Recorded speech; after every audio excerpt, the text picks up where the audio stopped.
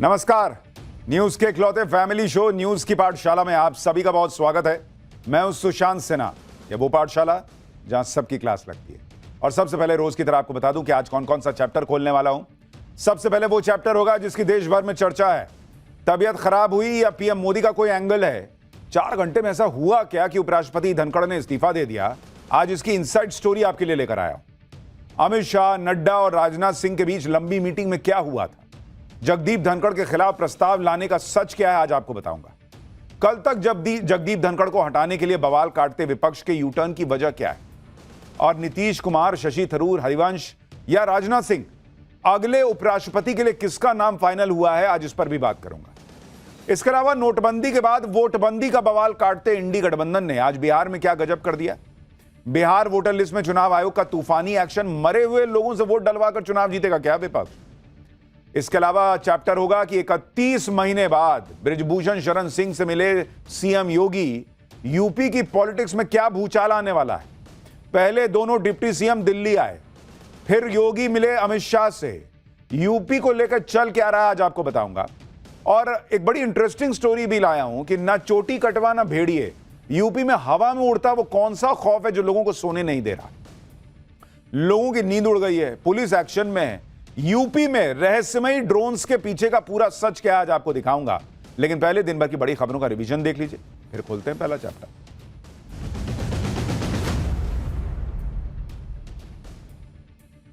कांवड़ यात्रा के दौरान यूपी और उत्तराखंड सरकार का क्यूआर कोड वाला आदेश लागू रहेगा। सुप्रीम कोर्ट ने आज हुई सुनवाई के बाद कांवड़ रूट पर खाना बेच रही दुकानों के बाहर क्यूआर कोड लगाने के आदेश पर रोक लगाने से फिलहाल इनकार कर दिया। हालांकि इस फैसले का कांवड़ यात्रा पर अधिक असर नहीं पड़ेगा, क्योंकि आज आधिकारिक तौर पर कांवड़ यात्रा का आखिरी दिन है। आगरा धर्मांतरण रैकेट की जांच में सनसनीखेज खुलासा हुआ है। जांच में पता चला है कि इंस्टाग्राम पर फर्जी आईडी बनाकर हिंदू लड़कियों को नेटवर्क के जाल में फंसाया जाता था। टारगेट किए गए लोगों का ग्रुप बनाकर उसमें इस्लाम से जुड़े वीडियो भेजे जाते थे। 2006 के मुंबई सीरियल ट्रेन ब्लास्ट मामले में अब महाराष्ट्र सरकार सुप्रीम कोर्ट पहुंच गई है। सुप्रीम कोर्ट 24 जुलाई को इस केस की सुनवाई करेगा। इस केस में बॉम्बे हाईकोर्ट ने 21 जुलाई को सभी 12 आरोपियों को बरी कर दिया था। हाईकोर्ट ने कहा था कि सरकारी वकील आरोपियों के खिलाफ आरोप साबित नहीं कर पाए, जिसके बाद महाराष्ट्र सरकार की तरफ से सॉलिसिटर जनरल तुषार मेहता ने सुप्रीम कोर्ट से तत्काल सुनवाई की अपील की। पटना के चंदन मिश्रा हत्याकांड में पुलिस का ताबड़तोड़ एक्शन जारी है। भोजपुर में एनकाउंटर के बाद पुलिस ने हत्याकांड में शामिल 3 और बदमाशों को गिरफ्तार किया है। एनकाउंटर के दौरान 2 बदमाशों को गोली लगी। इससे पहले पुलिस कोलकाता से हत्याकांड में शामिल 4 आरोपियों को गिरफ्तार कर चुकी है। ब्रिटिश नौसेना के लड़ाकू विमान F-35B ने मंगलवार को 38 दिन बाद केरल के तिरुवनंतपुरम इंटरनेशनल एयरपोर्ट से उड़ान भरी। हाइड्रोलिक फेल होने की वजह से यह लड़ाकू विमान उड़ान ही नहीं भर पा रहा था, जिसको ठीक करने के लिए 25 इंजीनियर्स की टीम 6 जुलाई को ब्रिटेन से भारत पहुंची थी। यह लड़ाकू विमान अब पूरी तरह से ठीक हो गया और वापस चला गया।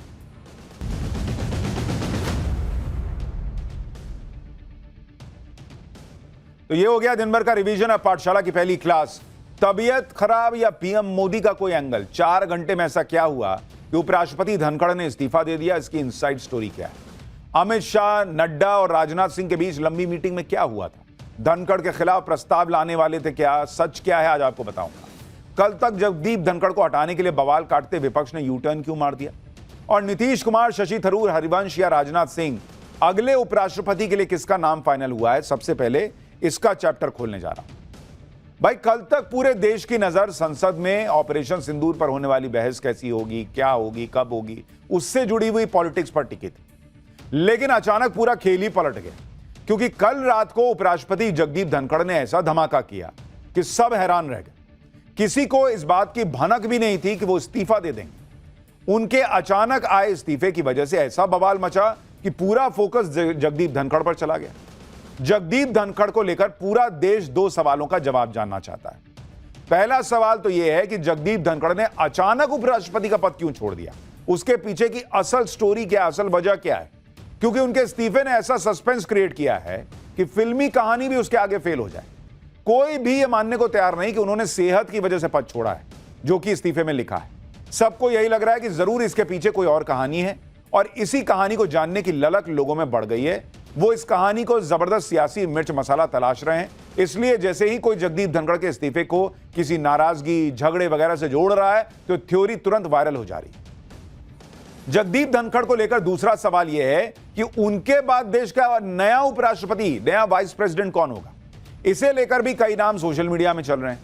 जिसके मन में जो आ रहा है वो नाम बोल दे रहा है। कोई कह रहा नीतीश कुमार बनेंगे, कोई कह रहा राजनाथ सिंह है, कोई कह रहा जेपी नड्डा, कोई कह रहा मनोज सिन्हा हो सकते हैं, कोई कह रहा है, मतलब अलग अलग नाम चल रहे हैं।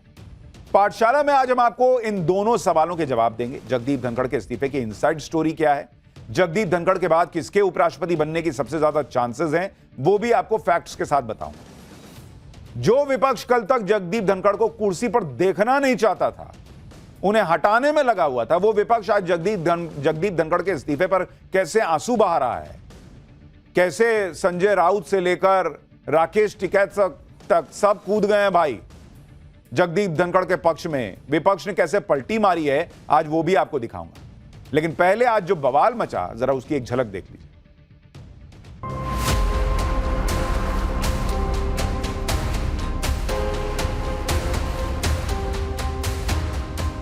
I will retire at the right time. किसानों की आवाज उठाने वाले थे। ये संसदीय इतिहास का काला दिन है। कुछ तो राज है जिसकी पर्दादारी है। क्या कारण है कि उपराष्ट्रपति जैसे महान व्यक्ति को भी इस्तीफा देने का पड़ सकता है। कुछ ना कुछ हो रहा है, जल्दी पता चलेगा। बहुत कुछ हो सकता है ना सितंबर महीने में, आप देखिए ना। तो somebody is resting, आप उस पर भी आप राजनीति कर रहे हैं, मतलब हद हो गई। राजनीति का लेवल दिन ब दिन नीचे गिरता जा रहा है। अलग अलग रिएक्शंस हैं, अलग अलग कहानियां हैं, सोशल मीडिया पटा पड़ा है, ये हुआ, वो हुआ, ऐसा हुआ, वैसा हुआ। लेकिन बॉस, कल 4 घंटे में ऐसा क्या हुआ कि उपराष्ट्रपति धनखड़ ने इस्तीफा दे दिया। इसकी इनसाइड स्टोरी आज आपके लिए लेकर आया, क्योंकि जगदीप धनखड़ के इस्तीफे को लेकर हजारों बातें चल रही। जो लोग कल तक धनखड़ को भर भर के कोसते थे, उनकी नकल उतारते थे, मजाक बनाते थे, वही लोग आज धनखड़ के लिए छाती पीट रहे हैं। लेकिन यह सब देखने से पहले आज जो 2 बड़ी चीजें हुई हैं उसके बारे में आपको बता देता हूं। जगदीप धनखड़ के इस्तीफे के बाद आज पहली जो बड़ी बात हुई वो ये कि कल इस्तीफा देने के बाद आज धनखड़ संसद नहीं आए। उनका कोई विदाई समारोह भी नहीं हुआ, उन्होंने कोई विदाई भाषण भी नहीं दिया और कहा गया कि उनकी तबीयत ठीक नहीं है, इसलिए कोई विदाई समारोह अभी नहीं हो रहा है, कोई विदाई भाषण नहीं हो रहा है। दूसरी बड़ी बात यह हुई कि जैसे ही जगदीप धनखड़ का इस्तीफा राष्ट्रपति ने स्वीकार किया, वैसे ही प्रधानमंत्री नरेंद्र मोदी की इस पर पहली प्रतिक्रिया आ गई। पीएम मोदी ने पूर्व उपराष्ट्रपति जगदीप धनखड़ को लेकर सोशल मीडिया पोस्ट किया और उन्होंने लिखा कि श्री जगदीप धनखड़ जी को भारत के उपराष्ट्रपति समेत कई भूमिकाओं में देश की सेवा करने का अवसर मिला है। मैं उनके उत्तम स्वास्थ्य की कामना करता हूं। यानी जो लोग कह रहे थे कि अरे देखिए कुछ हुआ है, नरेंद्र मोदी ने अभी तक ट्वीट नहीं किया, नरेंद्र मोदी जो हैं वो प्रोटोकॉल के हिसाब से चलते हैं, कायदे से चलते हैं। उन्होंने अभी इस्तीफा भेजा था, नरेंद्र मोदी क्या बोलते भाई। जब राष्ट्रपति ने इस्तीफा स्वीकार किया था, प्रधानमंत्री का रिएक्शन आया। पीएम मोदी के इस ट्वीट के बाद मामला क्लियर हो गया कि जगदीप धनखड़ की अब वापसी तो नहीं होने जा रही। अगर कोई सोच रहा था कि जगदीप धनखड़ को मनाने का खेल चलेगा, वो सब भी नहीं हुआ। लेकिन कल 4 घंटे में ऐसा क्या हुआ कि जगदीप धनखड़ ने कुर्सी छोड़ दी, क्योंकि भाई 4 बजे तक तो वो राज्यसभा में थे, 8 साढ़े 8 जो है 4 साढ़े 4 राज्यसभा में थे, 8 साढ़े 8 में जो है इस्तीफे की बात हुई। तो 4 घंटे में क्या हुआ इसके बारे में आपको डिटेल से बताऊंगा। लेकिन पहले देख लीजिए कि जो विपक्ष जगदीप धनखड़ को न जाने क्या क्या कहता था, वही विपक्ष आज कैसे जगदीप धनखड़ के इस्तीफे पर आंसू बहा रहा है। धनखड़ के इस्तीफे पर विपक्ष ऐसे आंसू बहा रहा है जैसे पता नहीं क्या गजब हो गया। लोगों को ना तो जगदीप धनखड़ के इस्तीफे की असली वजह समझ में आ रही है, ना ही विपक्ष का रिएक्शन समझ में आ रहा है। आप देखिए कि उपराष्ट्रपति रहते हुए जगदीप धनखड़ पर विपक्ष हमलावर था। धनखड़ के खिलाफ विपक्ष महाभियोग प्रस्ताव लाया था बॉस। संसद के बाहर जगदीप धनखड़ की मिमिक्री होती थी। जगदीप धनखड़ को बिना रीढ़ वाला आदमी तक कहा गया था। सदन में विपक्ष को बोलने नहीं देने का आरोप लगता था। सोचिए, जो लोग जगदीप धनखड़ के खिलाफ महाभियोग का प्रस्ताव तक ले आए थे, वही आज आंसू बहा रहे हैं कि बाप रे बाप, जगदीप धनखड़ के साथ ना क्या हो गया। यही विपक्ष कह रहा है कि गजब ही हो गया। धनखड़ जी तो बहुत भले आदमी है, वो इस्तीफा कैसे दे सकते हैं? जरूर इसके पीछे सरकार का दबाव है। उपराष्ट्रपति और राज्यसभा में सभापति रहते हुए धनखड़ पर विपक्ष ने क्या क्या नहीं कहा। धनखड़ को हटाने तक की कोशिश की, लेकिन अब वही विपक्ष धनखड़ को लेकर तारीफ में कसीदे पड़ रहा है। जैसे कांग्रेस सांसद जयराम रमेश ने कहा कि निसंदेह श्री जगदीप धनखड़ को अपने स्वास्थ्य को सर्वोच्च प्राथमिकता देनी चाहिए, लेकिन यह भी स्पष्ट है कि उनके इस बिल्कुल अप्रत्याशित इस्तीफे के पीछे जो दिखाई दे रहा है उससे कहीं अधिक है। श्री जगदीप धनखड़ ने सरकार और विपक्ष दोनों को समान रूप से आड़े हाथों लिया। उन्होंने कल दोपहर 1 बजे बिजनेस एडवाइजरी कमेटी की बैठक बुलाई थी और न्यायपालिका से जुड़े कुछ महत्वपूर्ण घोषणा करने वाले थे। हम उनके अच्छे स्वास्थ्य की कामना करते हैं और उनसे आग्रह करते हैं कि वह अपने निर्णय पर पुनर्विचार करें। ये वो लोग हैं जो जगदीप धनखड़ को हटाने के लिए दिन रात एक किए हुए थे। आज कह रहे हैं कि ना सर आप इस्तीफा क्या दे रहे हैं, आप इस पर सोचिए, और कह रहे हैं कि हम प्रधानमंत्री से भी अपेक्षा करते हैं कि वे श्री जगदीप धनखड़ को अपना मन बदलने के लिए राजी करें। यह देश हित में होगा, विशेष रूप से कृषक समुदाय के लिए बड़ी राहत होगी। जब जगदीप धनखड़ का ये लोग जो है वो मिमिक्री करके मजाक बनाते थे और राहुल गांधी वीडियो बनाते थे उसका, तब कृषक समाज के बारे में नहीं समझ में आ रहा था। जब जगदीप धनखड़ को हटाने के लिए महाभियोग का प्रस्ताव ले आए थे, तब जगदीप धनखड़ किसान के बेटा हैं, तब नहीं समझ में आ रहा था। आज जगदीप धनखड़ का इस्तीफा हो गया, इनको नरेंद्र मोदी को घेरना है तो वो किसान का बेटा हो गए, कह रहे हैं कि ना उनको रोक लीजिए सर, वो चले गए तो क्या ही हो जाएगा। यही जयराम रमेश आरोप लगाते थे कि जगदीप धनखड़ विपक्षी सांसदों को बोलने नहीं देते। अब कह रहे हैं कि अपने इस्तीफे पर पुनर्विचार कीजिए, मोदी जी इनको रोक लीजिए, ये देश हित में होगा। तो पहले काहे नहीं देश हित का सोच के उनको रहने दिए पद पे, तब काहे हटाना चाहते थे। ये वही कांग्रेस है, वही इंडी गठबंधन है जिसने जगदीप धनखड़ का इस तरह से मजाक बनाया था जो भारत के इतिहास में कभी नहीं हुआ था। साल 2023 के शीतकालीन सत्र में विपक्ष के सांसदों ने संसद भवन के बाहर उपराष्ट्रपति जगदीप धनखड़ का मजाक उड़ाया था। टीएमसी सांसद कल्याण बनर्जी ने जगदीप धनखड़ की मिमिक्री की थी, राहुल गांधी तक वहां पर मौजूद थे और वीडियो बना रहे थे। तब इनको उपराष्ट्रपति की गरिमा, किसान का बेटा, देश हित, ये सब उनकी उम्र कुछ नहीं समझ में आ रहा था क्या। एक बार देखिए कैसे ये लोग मजाक उड़ाते थे जगदीप धनखड़ का, फिर आता हूं इस पर कि असल कहानी क्या है। Mr. Rai, you are a lawyer. I am a You are a lawyer. I am a Mr. Nariman is not a good lawyer. How many cases you know? I have done in Supreme Court. I have done in lawyer. I get. Must understand. My spine is so straight.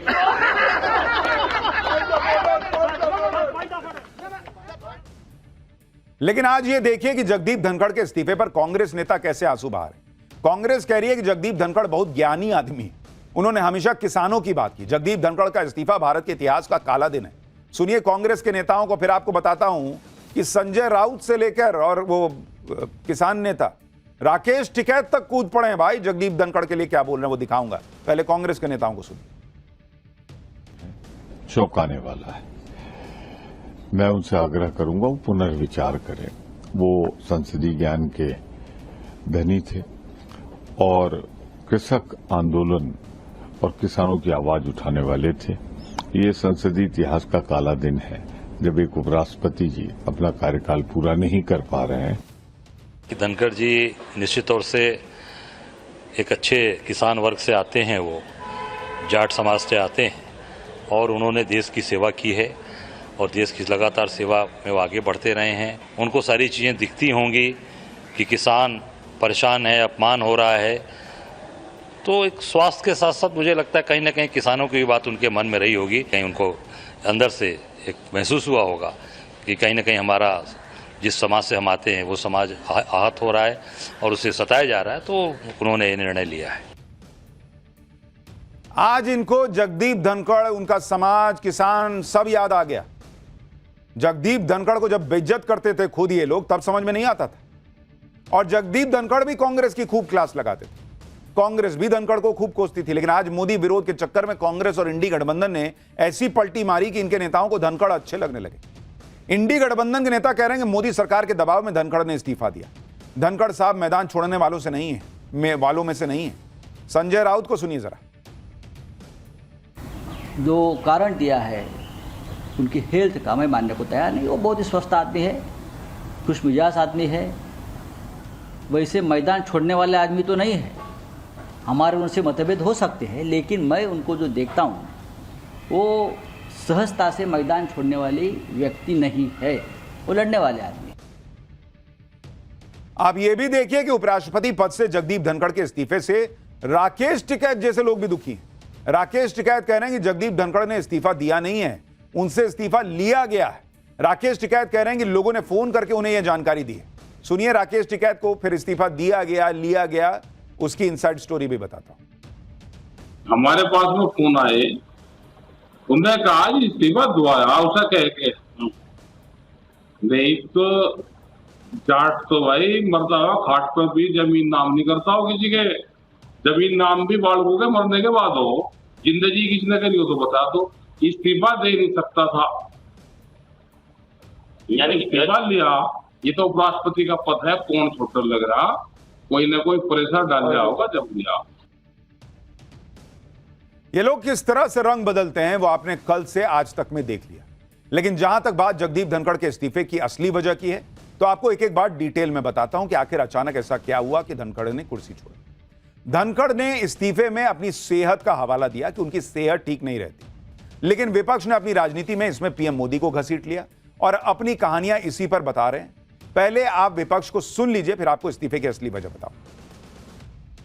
स्वास्थ्य का खराब हो सकता तो AIIMS जैसे बहुत ही बढ़िया hospital है, इसका इलाज हम करवा देंगे। और ऐसी कौन सी बड़ी स्वास्थ्य की मुद्दा है उपराष्ट्रपति का?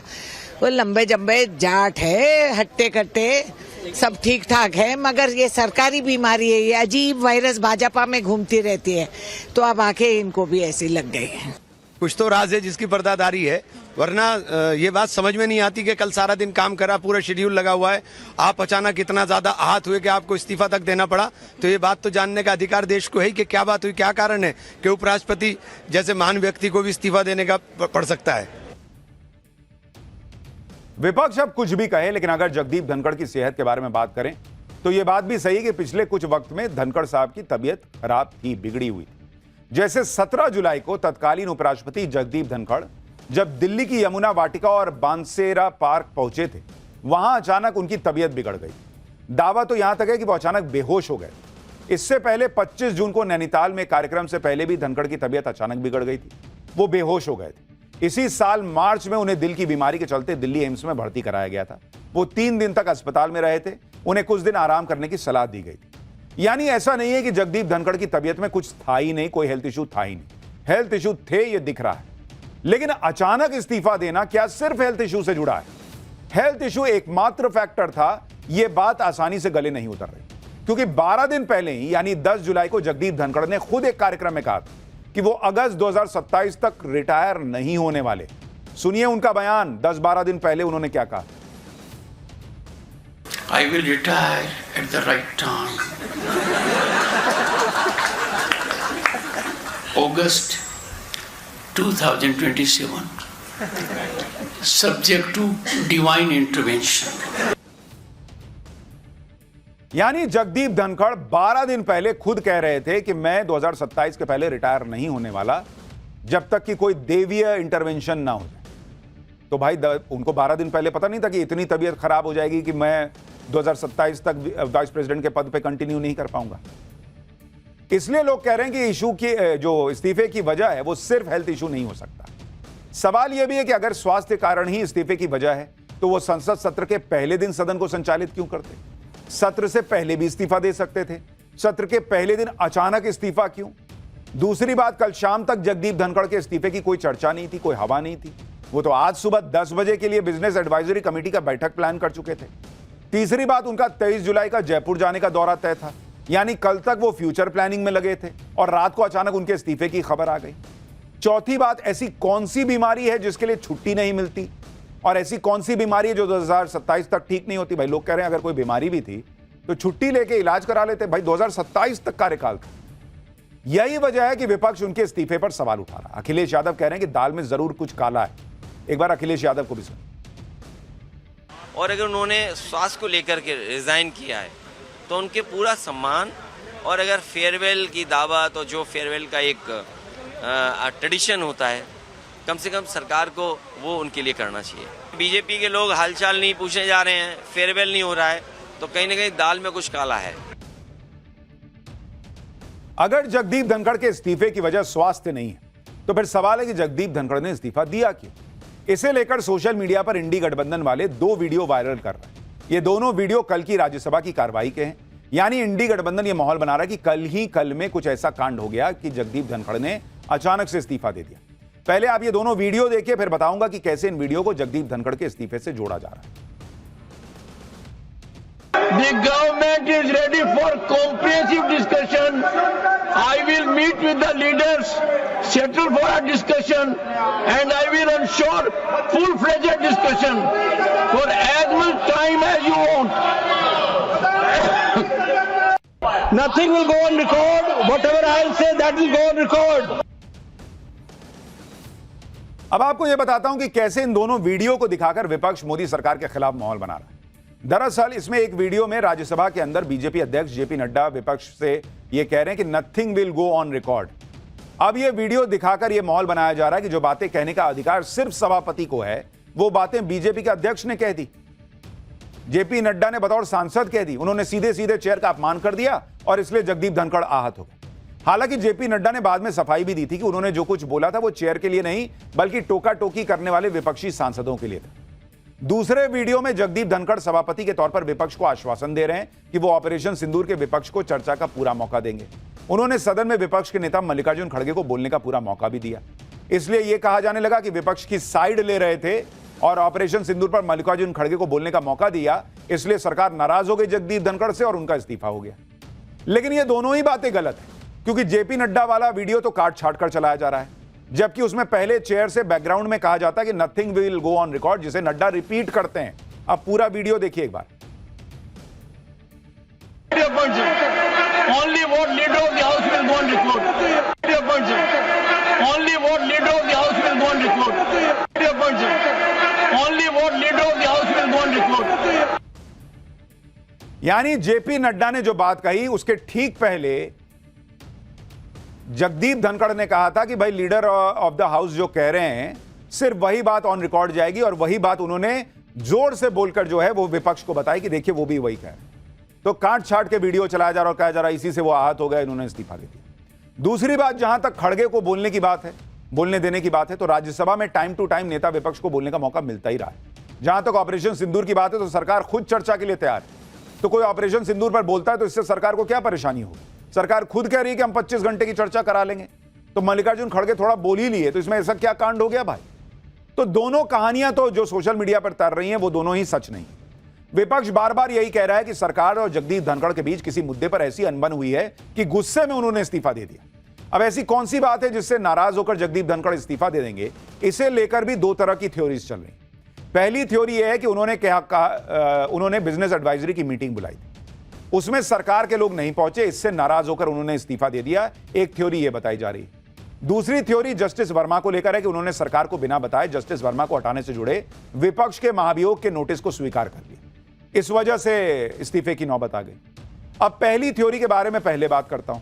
दरअसल सभापति के तौर पर कल जगदीप धनखड़ ने बिजनेस एडवाइजरी कमेटी की बैठक बुलाई थी। यह मीटिंग 4:30 बजे बुलाई गई थी। मीटिंग में पक्ष और विपक्ष के लोगों को शामिल होना था, लेकिन राज्यसभा के leader of house JP Nadda और संसदीय कार्य मंत्री किरण रिजिजू इस मीटिंग में नहीं आ पाए। इसी वजह से कांग्रेस नेता जयराम रमेश ने कहा कि दोपहर 12:30 बजे जगदीप धनखड़ ने राज्यसभा की बीएसी यानी बिजनेस एडवाइजरी की कमेटी की मीटिंग बुलाई थी। उसमें जेपी नड्डा और किरण रिजिजू मौजूद थे। जयराम रमेश ने कहा कि दोपहर 1 बजे से शाम 4 बजे के बीच कुछ गंभीर हुआ, जिसकी वजह से जेपी नड्डा और रिजिजू जानबूझकर बैठक में नहीं आए बाद में, और शाम वाली बैठक में, और जगदीप धनखड़ को मीटिंग में न आने के बारे में बताया भी नहीं।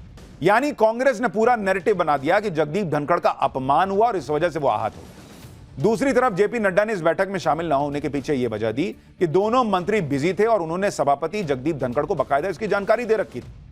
यानी यह कहानी भी सही नहीं लगती। जगदीप धनखड़ के इस्तीफे को लेकर एक ट्रिगर पॉइंट कहा जा रहा है कि जस्टिस वर्मा के खिलाफ महाभियोग से जुड़े नोटिस को ट्रिगर पॉइंट बताया जा रहा है। सूत्रों से मिली जानकारी के मुताबिक धनखड़ चाहते थे कि जस्टिस वर्मा के खिलाफ महाभियोग राज्यसभा में लाया जाए, लेकिन सरकार महाभियोग से जुड़ा नोटिस पहले लोकसभा में लेकर आई। उस नोटिस में राहुल गांधी, प्रियंका वाड्रा के भी सिग्नेचर थे। वहीं दूसरी तरफ जगदीप धनखड़ ने चेयर से यह ऐलान कर दिया कि जस्टिस वर्मा के महाभियोग के लिए उन्हें विपक्ष के नेताओं की सिग्नेचर की कॉपी राज्यसभा में मिली है, जिसमें पर्याप्त संख्या में सिग्नेचर है। राज्यसभा में जगदीप धनखड़ ने यह ऐलान करके सरकार को भी चौंका दिया।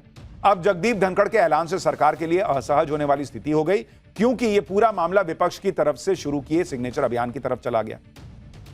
इतना ही नहीं, जगदीप धनखड़ ने विपक्ष के इस नोटिस पर नियमों के अनुसार प्रक्रिया का पालन करने की बात भी कह दी। इसके अलावा सूत्रों से यह भी खबर आ रही है कि सरकार जस्टिस वर्मा के मामले को सरकार बनाम जुडिशरी नहीं बनाना चाहती थी। उसका जोर जुडिशरी से बेहतर तालमेल पर है। लेकिन कई बार जगदीप धनखड़ जुडिशरी के खिलाफ बयान देते आए हैं।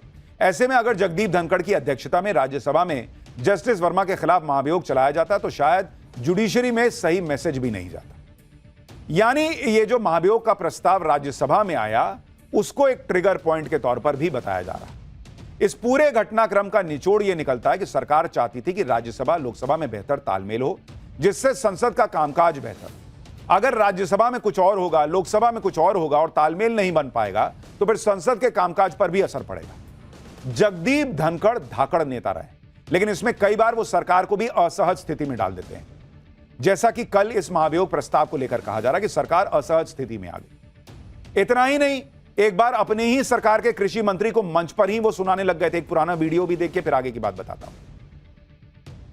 कृषि मंत्री जी, एक एक पल आपका भारी है। मेरे आपसे आग्रह है और भारत के संविधान के तहत दूसरे पद पर विराजमान व्यक्ति आपसे अनुरोध कर रहा है कि कृपया करके मुझे बताइए, क्या किसान से वादा किया गया था और वादा किया गया वादा क्यों नहीं निभाया गया, और वादा निभाने के लिए हम क्या कर रहे हैं।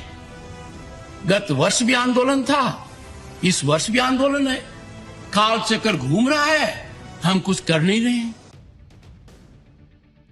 यह दिसंबर 2024 का बयान है और यह बयान अभी ध्यान में रखिएगा, क्योंकि आगे जब मैं आपको बताऊंगा जो कहा जा रहा है कि नरेंद्र मोदी सरकार ने इस्तीफा ले लिया जगदीप धनखड़ का, यह बयान आपको तब याद रखना जरूरी हो।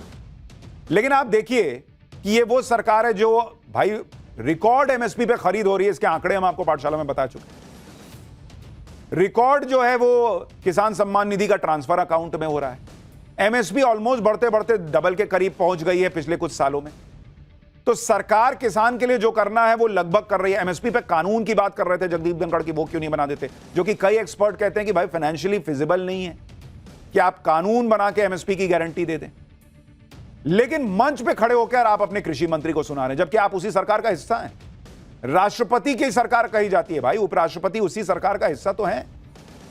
तो मंच पे अपनी सरकार को क्रिटिसाइज करने की बजाय, ऐसी बात कहने की बजाय जो कि फैक्ट से मैच नहीं करती, अगर वो आप सामने सामने बैठ के करेंगे, ये उम्मीद की जा रही थी। लेकिन आप ये भी देखिए कि इस तरह की बातें कहने के बावजूद जगदीप धनखड़ के बारे में सरकार ने कुछ बोला नहीं। ये दिसंबर 2024 का बयान था। ऐसे में अगर कोई ये कहे कि किसी एक घटना की वजह से धनखड़ को सरकार से हटने के लिए कह दिया गया, तो इस बात पर यकीन करना मुश्किल है। फिर भी लोग ऐसी ऐसी थ्योरी चला रहे हैं जिन्हें सुनकर हंसी आ जाती है। जैसे ये बातें चल रही कि कल मोदी सरकार ने अपने सभी राज्यसभा सांसदों को बुलाकर उनसे खाली कागज पर साइन करवा लिया था। यह भी दावा किया गया कि कल अमित शाह, राजनाथ सिंह और जेपी नड्डा ने जगदीप धनखड़ के मुद्दे पर बैठक की और फिर अमित शाह लोकसभा अध्यक्ष से मिले। कांग्रेस सांसद मणिकम टैगोर ने दावा किया कि कल उन्हें संसद परिसर में यह सुनने को मिला कि बीजेपी सांसदों से इंपीचमेंट मोशन पर साइन कराया गया है। उसके बाद रात में जगदीप धनखड़ ने रिजाइन कर दिया। सवाल यह है कि इंपीचमेंट मोशन किसके लिए लाया जा रहा था। ऐसी थ्योरी चलने लगी कि यह साइन इसलिए कराए गए ताकि जगदीप धनखड़ अगर इस्तीफा नहीं देते हैं तो सरकार उनके खिलाफ महाभियोग लाकर उन्हें हटा देगी। लेकिन इस थ्योरी में आप खुद सोचिए, इतना सा भी अगर लॉजिक लगाइएगा तो आपको कोई दम नहीं दिखेगा, क्योंकि सरकार अपने ही बनाए हुए उपराष्ट्रपति को इतने अहम पद देने के बाद महाभियोग का प्रस्ताव लाके हटाएगी। आप सोचिए कितनी एम्बैरेसमेंट होगी किसी सरकार के लिए कि वो जिस उपराष्ट्रपति को उन्होंने बनाया उनको महाभियोग का प्रस्ताव लाके हटाएंगे।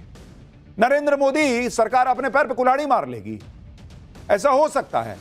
और जहां तक कोरे कागज पर साइन कराने की बात है, तो इसे लेकर यह बात सामने आ रही कि सरकार ने राज्यसभा के कुछ सांसदों से साइन इसलिए कराए थे जिससे मैसेज जाए कि एनडीए के सांसद भी जस्टिस वर्मा को हटाने की मुहिम में लगे हुए हैं और इसका जगदीप धनखड़ से कोई लेना देना नहीं था। तो मतलब एक बेसिक लॉजिक है कि भाई सरकार अपने उपराष्ट्रपति के खिलाफ जो है वो महाभियोग का प्रस्ताव क्यों लाएगी। जो लोग भी ये माहौल बना रहे हैं कि इस धनखड़ से इस्तीफा ले लिया गया, वो लोग ये भूल जाते हैं ये नरेंद्र मोदी का स्टाइल ऑफ फंक्शनिंग नहीं है बॉस। जैसे आप सत्यपाल मलिक का उदाहरण देख लीजिए। सत्यपाल मलिक ने मार्च 2021 से ही किसान आंदोलन पर मोदी सरकार को घेरना शुरू कर दिया। यूपी में बीजेपी के चुनाव हारने जैसी बातें कर दी थी। उस वक्त सत्यपाल मलिक मेघालय के राज्यपाल थे बॉस। इसके बावजूद वो अक्टूबर 2022 तक मेघालय के राज्यपाल बने रहे। मोदी सरकार ने उनको हटाया नहीं राज्यपाल के पद से, जबकि वो जो मन